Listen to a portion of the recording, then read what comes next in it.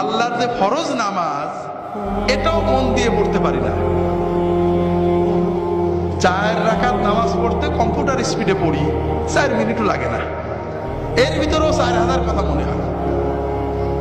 আল্লাহ যদি কিয়ামতের দিন বলেন যে তোমার এত নিয়ামত ইসলাম, 5 মিনিট আমার দিক মন দিয়ে নামাজটা পড়তে পারলে না, আমি তোমার নামাজ কবুল করলাম না, তুমি দোজখে যাও, আমার কিছু বলার থাকবে?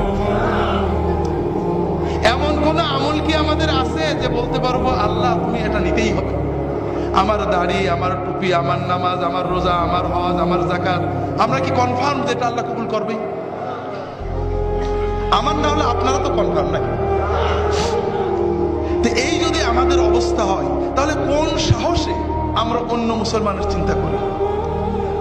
ভাইরা, অন্য মুসলমানের চিন্তা করবেন না। যখন 5 জনে এক জায়গা হবে, নিজেদের কথা চিন্তা করবেন, পরের ভিতর আলোচনা না। ভাই কি অবস্থা